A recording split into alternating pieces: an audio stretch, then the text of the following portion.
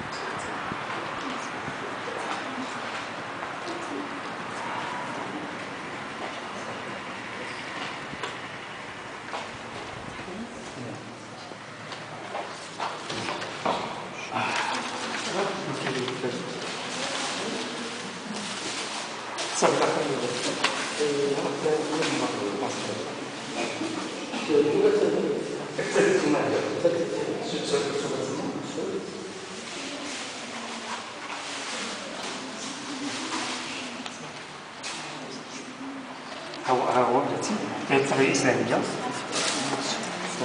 شوف هذا التيب هكا، هذا ديال التربية الإسلامية ديالك، هذا تعلم الحياة والأرض، هذا مرشد في اللغة العربية، هذا علم الفيزيائية، الاجتماعيات، الفرنسية، الرياضيات، هذا الإنجليزية جوج. هذا هو الكتب ديالك. هذا تلميذ عندنا وافي من قبيلة بن عروس بمجال القرار. عندنا التربية الإسلامية والعربية والفرنسية والرياضيات والاجتماعيات، الحياة والأرض والفيزيائيات.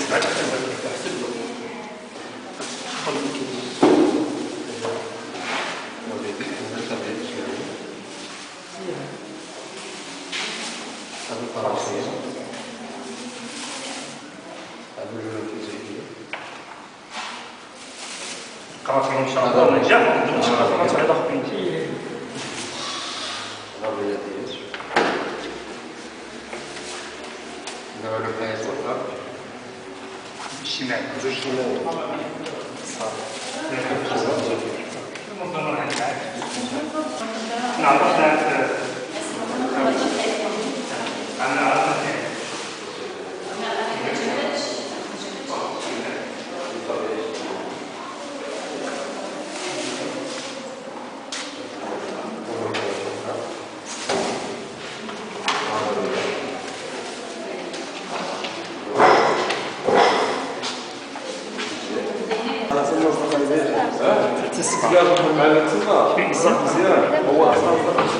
أحلام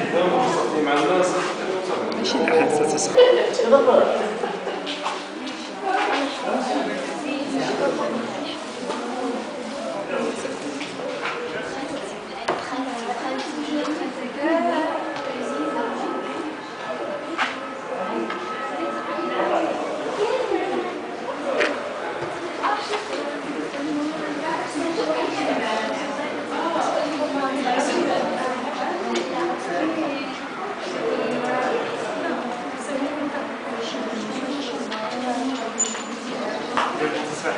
خلصنا نجيب لكم التوصيل عاد.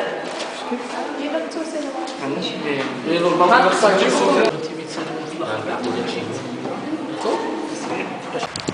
بسم الله الرحمن الرحيم. غندراكم امين مال جمعيه اباء واولياء وامهات تلاميذ اعداديه بدر مسنانه. الحقيقه الجمعيه ديالنا باقا فتيه، وارتئينا هذه السنه ان شاء الله بعد ما كنا عانينا السنه الفارطه، هذه السنه ان شاء الله غادي نقدموا واحد الدعم اجتماعي للتلاميذ. خصصنا 10% ديال التلاميذ من المؤسسه وخصوصا من المعوزين باش قدم لهم الكتب،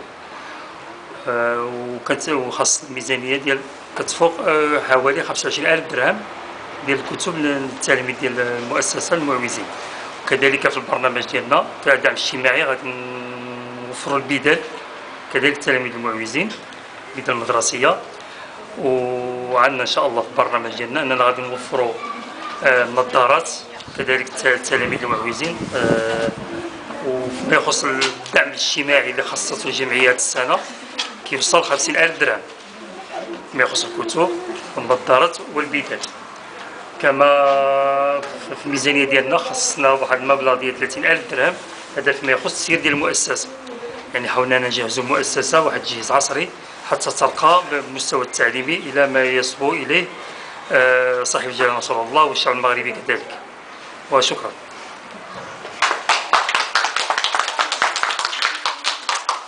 السيد محمد أخشي رئيس جمعية آباء وأولياء تلاميذ إعدادية بدر بطنجة.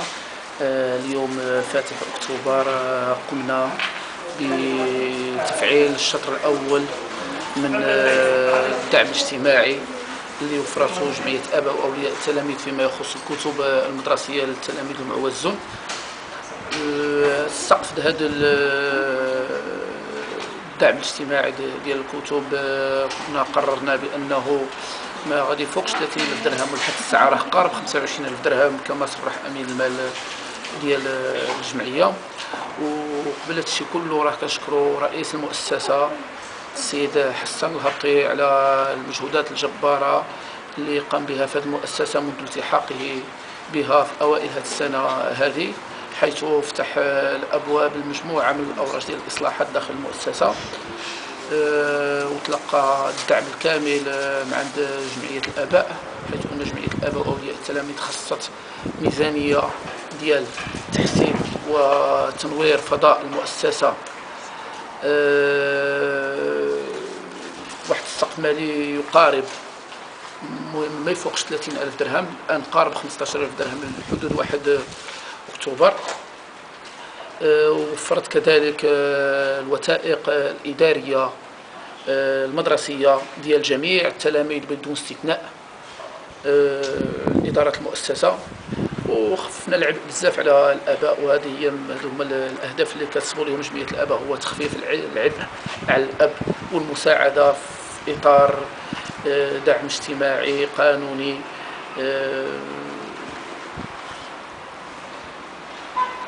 اللي كنحسوا فيه حنايا باننا كنقوموا بالمهام ديالنا. والشكر الجزيل لجميع الفاعلين اللي نجحوا هذا المشروع هذا، وشكرا.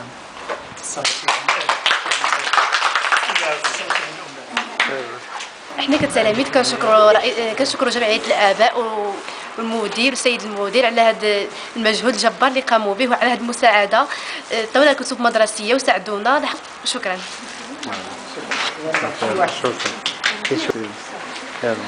كنشكركم بزاف على هذه المعاونه اللي قدمتوا لنا باش تخففوا على الاباء ديالنا، وكنشكروا جمعيه الاباء والمدير ديال المدرسه، وكنتمناو لكم التوفيق. شكرا. برافو.